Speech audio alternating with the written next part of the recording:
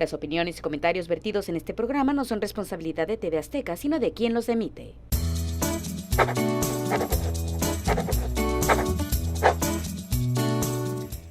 Hola, soy Alejandro Mungaray Lagarda, soy economista, profesor universitario y promotor de desarrollo microempresarial y empresas sociales. Hola, estamos hoy con Pepe Avelar y tengo uno de esos personajazos de nuestra región. Ya no voy a decir que de Tijuana, aunque yo sé que él se considera más tijuanense, pero es de Baja California. Tengo al doctor Alejandro Mungaray Lagarda con nosotros. ¿Cómo estás, Alejandro? Gracias a Dios, bien. Gusto en saludarte, Pepe. Qué bueno, me da muchísimo gusto. Una gran trayectoria universitaria. ¿Te la imaginaste algún momento que tu trayectoria se iba a enfocar a la parte universitaria?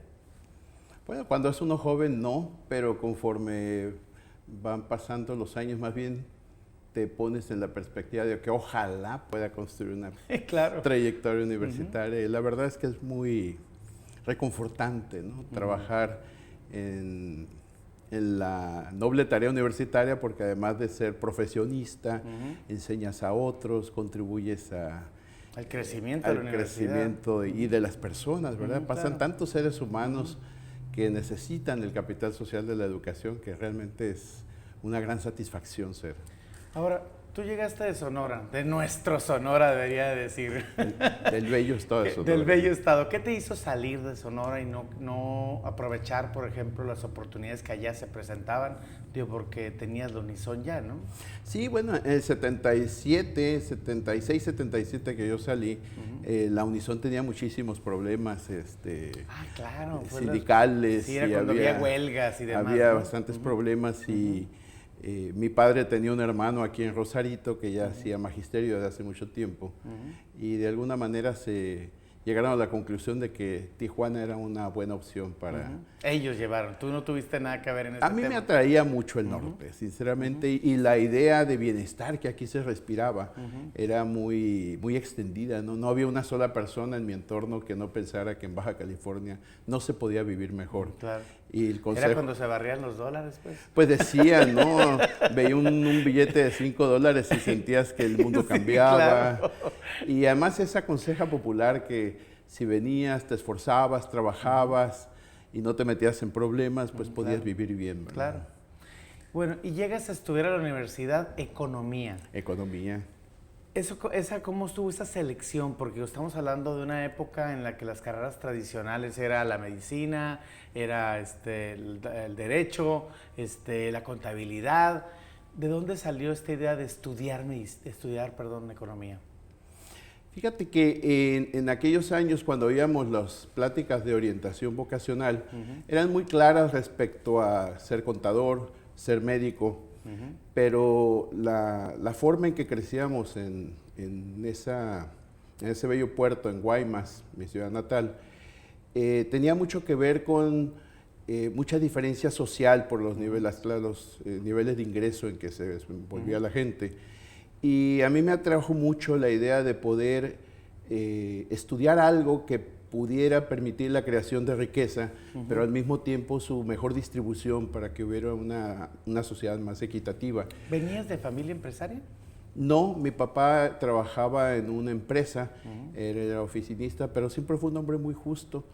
Él se dedicaba a una actividad muy sana, pero tuve una educación católica y eso ayudaba mucho a que en las labores de la catequesis y apoyar a otras gentes.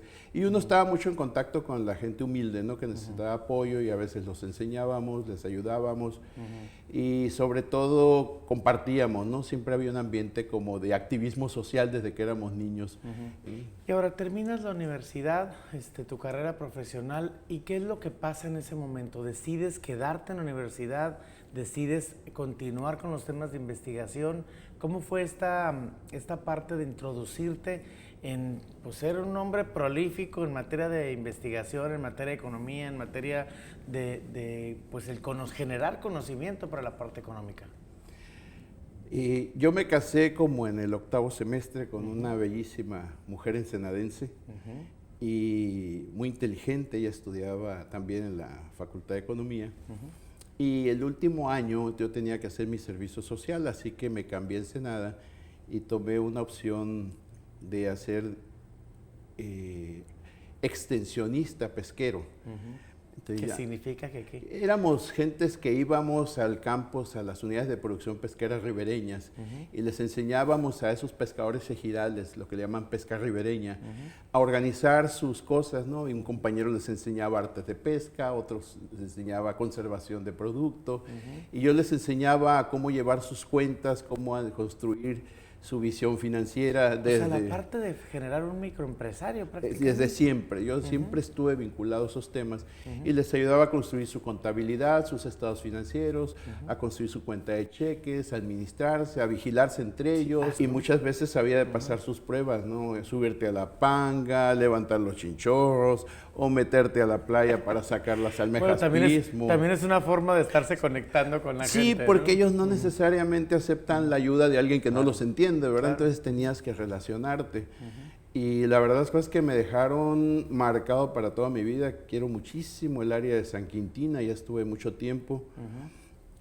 Con los años, siendo rector, sentí una urgente necesidad de fundar la Escuela de Ingeniería y Negocio de San Quintín, porque había mucha gente muy notable, pero sin oportunidades. Claro. Y uno después por la lejanía, porque en aquel momento también era dificilísimo llegar hasta Bueno, Quintín. sí, íbamos No teníamos ni la carretera todavía, ¿no? Pues sí había, pero era muy complicada, muy estrecha, y para bajar, por ejemplo, había de Jesús María, a Calamajué, a San Luis Gonzaga, o sea, eran rutas largas las que hacíamos. Complicadonas. La verdad es que bellísimo, es lo más bello que me ha pasado, pero sentí que pues tenía que crecer, y con ayuda de mis maestros conseguí información para aplicar a la UNAM, a ir a hacer mi maestría, y con la aprobación de mi esposa y el apoyo... ¿Y te la llevaste? No, ella estaba estudiando, optamos por ya. organizarnos con el apoyo de mis suegros, muy lindo mi suegro. Fui yo y estuve yendo y viniendo. Hice 14 vueltas en 2 años. Wow. En camión, viajes cada uno de... ¿Qué, ¿3 días? ¿2 días? Eran 2 días, 53 horas, de Sí, 48 a no, 53. Pero cansadísimo. siempre había ilusión para ir a estudiar y había ilusión para venir a ver a la regresar. familia. La verdad es que son los viajes que recuerdo con más ¿Y cariño. estudiaste una maestría en la UNAM en qué? En economía, en economía. Y una mezcla muy interesante que hice porque me gustaba mucho la microeconomía, el desarrollo empresarial, pero me empezó a gustar mucho los temas de historia, ¿no? Porque luego a los economistas les daba mucho por, a ver, ahorita vamos a ser concretos, y muchas de las cosas que uno enfrenta y tienes que resolver se originan tiempo atrás. Si bien son dónde? rezagos ancestrales, Rezagos. inclusive hasta de la forma de ver las situaciones en las regiones. Y decisiones previas, ¿no? Y si no sabes la decisión de la que fue objeto el problema que tienes ahora, pues resulta que lo quieres resolver, pero no lo resuelves, nomás lo podas, y bueno, se reproduce. Y entonces me gustó mucho eso, así que terminé la maestría y volví aquí a trabajar a un banco. ¿A un banco? Al banco BCH. Porque pues hubo problemas en la recontratación, la universidad no estaba en posibilidades de recontratarme en ese tiempo, y concursé porque hay una liga normalmente que inclusive todavía se da cuando la universidad te da una beca, que regreses a la universidad un par de años, ¿no? Al mismo tiempo. En aquel tiempo se usaba siempre y cuando hubiera las posibilidades, pero había algún tipo de problemática, ¿no? Pero la verdad yo estaba muy agradecido. Claro. Yo siempre he sido más de dar las gracias por lo que recibo y no andar quejándome, reclamando lo que no, ¿verdad? Así que, Ok, muy bien. Llegas al banco y ¿con qué te enfrentas? Porque también era una forma distinta de manejar los bancos. Como te dije, siempre me dediqué mucho al tema de proyectos y desarrollo empresarial. Esa es mi vida profesional. Claro. Y en el banco, pues nomás había que decidir más rápido, ¿no? Entonces aprendes a ser más innovador, a manejar mejor la información, a hacer más síntesis, pero para poder proveer a los tomadores de decisiones de la información necesaria para la mejor decisión. Claro. Y me tocó abrir un área muy bonita, que era el área de crédito de fomento. Y ¿cómo te diré? Pues hacíamos el trabajo de economista, ¿no? Hacer análisis, investigación de mercado, análisis del proyecto. Y como tú bien sabes, todo eso es mucha investigación. De hecho, por eso entré yo a la investigación, a través de la investigación de mercados. Eso me fue llevando a otra cosa. ¿Siempre has sido muy analítico, Alejandro? Yo creo que sí, fíjate, desde que tengo uso de razón, sí. Y me gustaba mucho saber el porqué de las cosas. Es que fíjate que te lo comento porque yo veo muchas generaciones, digo, ahorita doy clases, digo, en el poco tiempo que me queda libre, me gusta, nunca he dejado de dar clases en muchos años ya, y de repente veo a las nuevas generaciones y creo que la gran falla que tienen es precisamente esa, que no usan sus habilidades de percepción y sus habilidades de análisis para generar soluciones. Híjole, ¿qué te puedo decir? La verdad, igual comparto contigo, ¿no? Son jóvenes. Yo trato de acordarme de los tiempos en que éramos estudiantes y desde estudiantes se van dando las diferencias entre nosotros, ¿no? Hay unos que no lo toman tan en serio, hay otros que están pensando en lo que va a venir y no se concentran en lo que necesitan, en lo que están viviendo, en lo que están viviendo. Claro. Hay otros que somos más analíticos, otros que somos más emocionales. Son diferencias, ¿no?, que van dando las características competitivas con las cuales te vas a desempeñar más adelante. Yo diría que hay jóvenes que, no siendo muy analíticos ni observadores, pueden ir desarrollando algunas otras habilidades que les permiten desenvolverse profesionalmente en el mundo y en la vida, ¿no? Y que normalmente quienes son muy analíticos, muy observadores, se van acostumbrando poco a poquito a una mejor toma de decisiones. Y eso hace que ellos vayan transitando en el camino del liderazgo, ¿no? Sí, pero es lo que iba a comentar ahorita. El hecho de que tú seas bueno en el análisis y tomar, pues ahora sí que los problemas por los cuernos, te da no solamente liderazgo, sino posiciones directivas, posiciones de crecimiento en cualquier organización en la que estés y por supuesto en las empresas, ¿no? Ya sea para liderarlas o para crearlas, que sería la otra situación. Pues la visión analítica es lo que te permite encontrar, ver problemas e incluso soluciones ahí donde nadie se da cuenta que existen, ¿verdad? Porque normalmente en esta sociedad de consumo la gente hasta compramos los problemas y no se diga las soluciones, ¿no? Y cuando a veces tenemos todo para resolver. Que las cosas estén empaquetaditas. Pues sí, ¿verdad? Es que de alguna manera nos hemos acostumbrado. Se dice eso de los desarrollos tecnológicos, pero me parece que a veces mucha oportunidad de innovación y de cambio organizacional, empresarial y social está frente a nosotros. Claro, es cuestión de cómo enfoquemos la información. Ahora, haces una carrera universitaria empezando como maestro, y vas creciendo en la universidad de una manera pues fabulosa, haciendo lo que los universitarios a todos nos gustaría, que es terminar siendo rector de la universidad. ¿Cómo se construyó esa carrera o cómo la construiste tú? Ahora que lo dices, siempre buscando oportunidades de mejora. Por ejemplo, cuando recién entré a la universidad y a resolver un problema de un proyecto que estaba inconcluso, busqué la forma de... ¿Qué era cuál? Un proyecto de distribución del ingreso que la universidad tenía con el Ayuntamiento de Tijuana. Pues había como 30,000 explicaciones de por qué no se podía hacer. Y pues yo me senté a armarlo, a hacerlo y a organizarme con un grupo de personas creativas y salió. Nunca encontré los problemas que me decían. La barrera, pues. Sí, no la vi nunca. Luego veía a los jóvenes estudiantes que me parecían cosas como lógicas, ¿no? ¿Por qué no salen titulados? Pues si tienen todo el tiempo, les damos metodología, les damos esto. ¿Qué hay que hacer? Pueden construir y fue, digamos, es la generación, digo, a todas las quiero mucho, pero esa generación siempre la llevo en mi corazón. Siempre hay una que marca, definitivamente. Sí, la del 87 para mí, porque nos pusimos de acuerdo, platicamos, nos organizamos y todos salieron titulados. Fue la primera vez, yo creo, en la universidad que en vez de cartas de pasantes entregaron títulos. Y en el mismo tiempo. Sí, claro, mira, porque se puede. Siempre se puede, es como lo organizas. Claro. Y así me dieron otra oportunidad en la dirección académica y yo me preguntaba, ¿por qué el plan de estudios de contabilidad de Ensenada no es igual al de Tijuana y no es igual al de Mexicali? ¿Por qué los jóvenes no se pueden mover entre la propia universidad? Y me sentaba con los profesores y les hacía la misma pregunta. Y como que a la gente le caía el cargo de conciencia y hacían un esfuerzo por unificar, ¿no? Que le llamaban homologación. Y me preguntaban a veces, ¿cómo lo lograste? No, pues platicamos, nomás. Me hizo un planteamiento que nadie se había hecho, punto, Pues ¿no? cosas así de ese tipo, ¿no? Que eran cosas además útiles, humanas. Siempre yo creo que el tema era Pensando en la mejora continua, Y vamos a decirlo así. como que pensando en los demás y cómo mejorar. Si uno se vuelve así, entonces la vocación de servicio tiene sentido, ¿no? Porque Claro. la vocación de servicio es una palabra o es una actitud. O realmente estás trabajando con ella, ¿no? Exactamente. Y se tiene que notar. Y entonces no me contestaste ¿A cuál fue dónde? la ruta para la rectoría. Esa.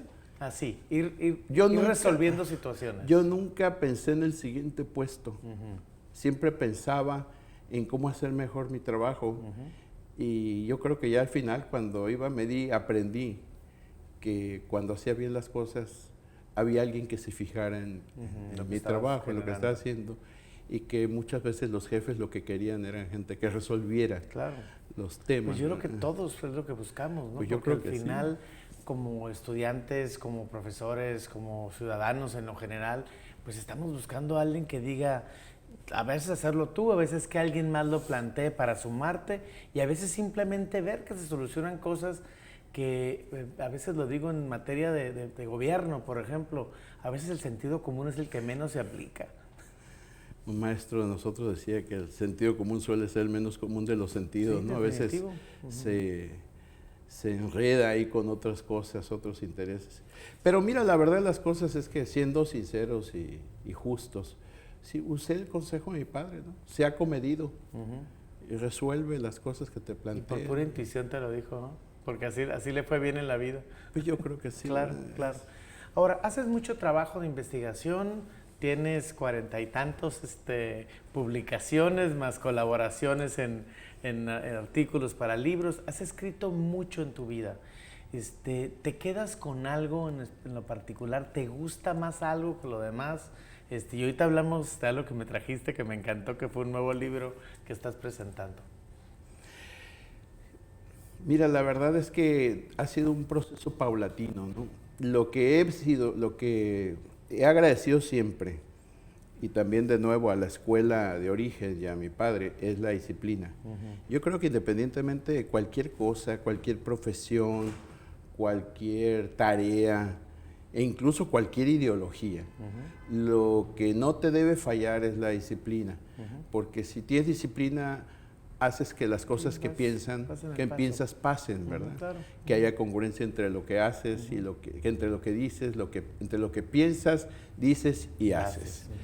Entonces siempre fui disciplinado y cada cosa que tenía que indagar, tenía que averiguar, siempre escribía las notas. Y conforme se iban dando las circunstancias, pues me sentaba repente una tenías tarde, un un fin de tema, ¿no? semana y tenía un tema y organizaba. A veces un solo estudio daba para un trabajo, para un libro, para un artículo. Y entonces empecé a entrar en el mercado de la comunicación, de la comunicación escrita, ¿no? Que tiene muchas vertientes, la divulgación, la producción científica, los libros, los audiovisuales, la nota periodística. Y con diferentes públicos Y que lo con van a leer, diferentes que esa es una parte bien exactamente. complicada. Y me gustó y fue haciendo, y una cosa llevó a la otra, y eso me llevó a labores de consultoría. Y como bien dijiste hace rato, una persona conocía a otro y otro a otro. Claro, y te oye, va ¿conoces a un conectando. mexicano que sepa de esto? Y ya, me recomendaban. Te metes en un tema en tu último libro, bastante pesado, que se llama Pérdida de Bienestar y Cambio Político en Baja California.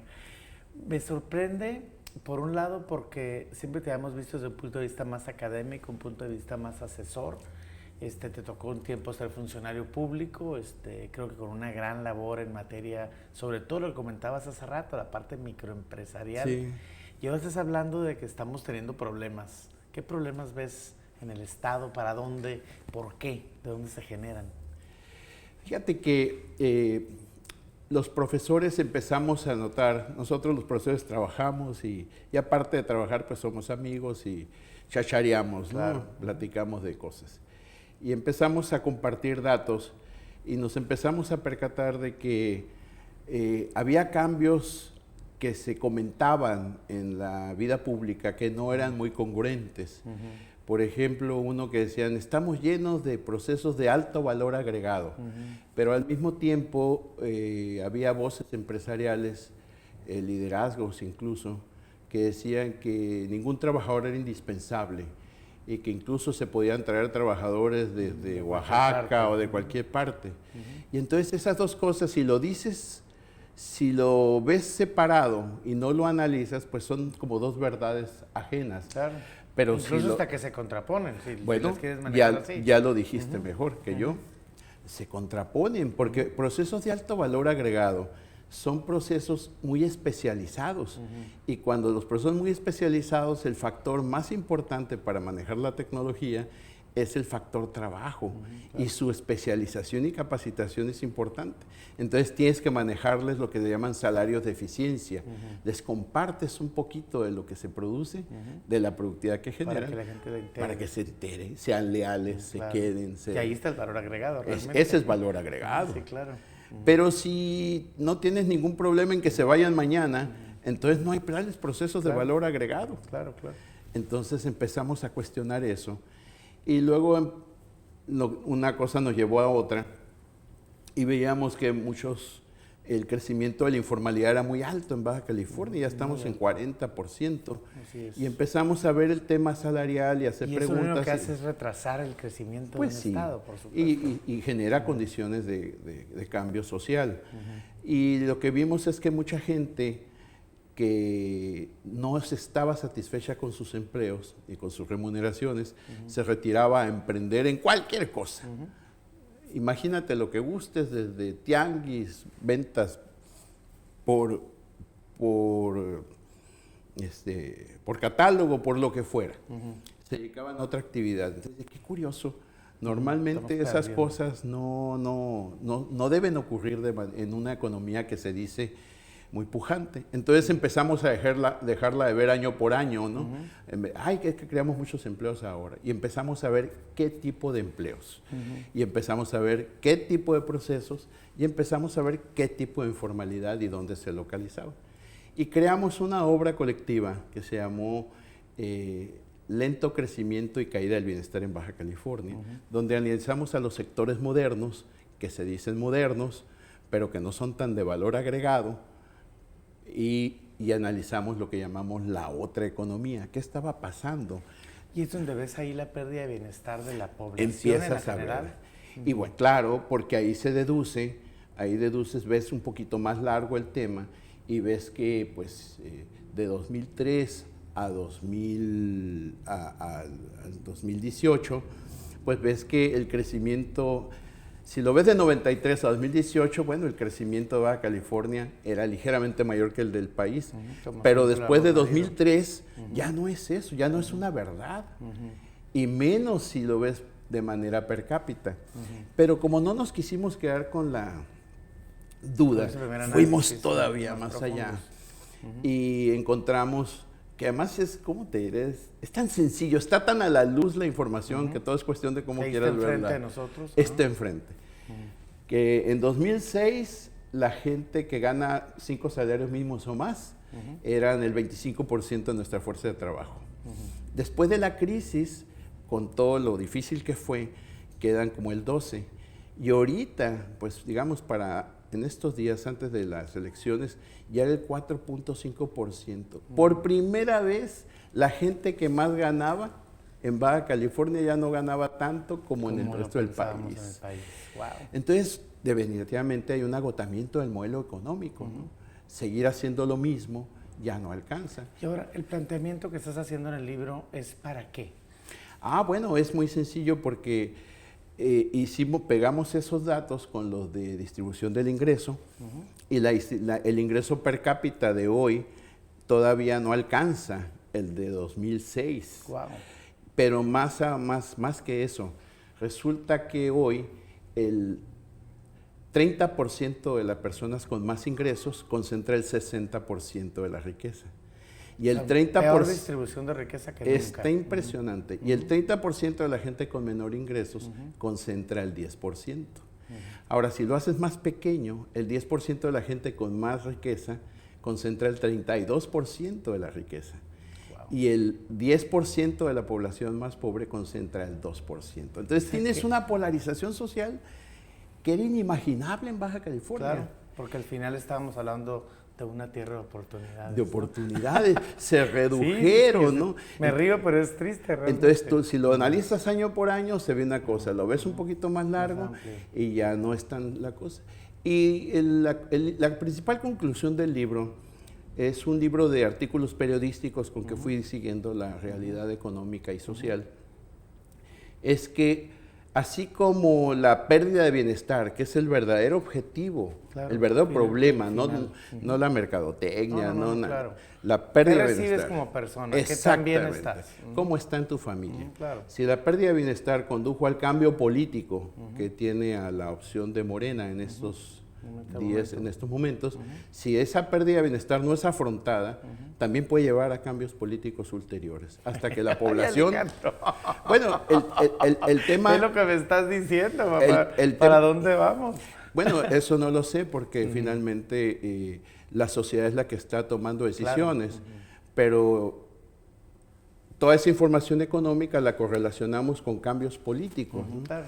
Sí, porque al final... tenemos que ver con que cómo me siento yo, entonces cómo afronto a quién va a ser mis futuras autoridades, ¿no? O decidir quién me está dando las opciones que realmente necesito, que es donde debemos verlo. Pues se vuelve una sociedad que no hay que verla con señalamientos, ¿no? Ni en ninguna forma negativa. Es una sociedad actuante, es una sociedad que pelea, que lucha por lo suyo, ¿verdad? Es normal, es abierta. Y me parece que pues siempre han sido tiempos, pero serán más tiempos en que el gobernante tiene obligación de cumplir lo que dice, ¿verdad? Pero sobre todo concentrarse perfectamente, no nomás en acciones concretas, claro. Porque el problema central de Baja California, según el libro, no es si haces esto, quitas esto, pones otro, sino si vamos a seguir con el modelo económico. Sí, es un tema de modelos. El modelo económico que tenemos ahorita, o vamos a privilegiar al 95% de la empresarialidad, que son microempresarios, micro y pequeños empresarios, y le vamos a dar la cara a la empresarialidad nacional que está ahí, queriendo una oportunidad. Quiero 2 programas contigo, Alejandro, pero se me acabó el tiempo. Qué impresión lo que me estás diciendo, porque estamos hablando de una nueva realidad en Baja California. Por supuesto. Y esa nueva realidad lo tenemos, está aquí ya, ¿no? Es ya como, está. Vamos proyectando, ¿no? Aquí está, y ahí es donde está un problema. Porque evidentemente yo sí lo veo, ahorita que lo dices, realmente la gente no está en los niveles de bienestar que deberíamos estar. Esa es una situación que tenemos. En fin, ya escucharon a Alejandro. Yo creo que una cosa bien importante del tema de investigación es esto que acaba de comentar Alejandro Mongaray, la aplicación de la información. Luego de repente no parecería que estamos realmente aplicando las cosas que se estudian, y tú lo acabas de hacer de una forma muy práctica. De verdad te felicito por tu trayectoria, gracias por haber estado hoy con Pepe Velar y gracias por seguirnos. Y síguenos, ¿te seguimos en redes sociales en algún lado? Sí, ahí estoy en el Facebook. En el Facebook, bueno, muy bien, ya. Es una buena forma de comunicación. Muchísimas gracias por haber estado hoy con Pepe Velar.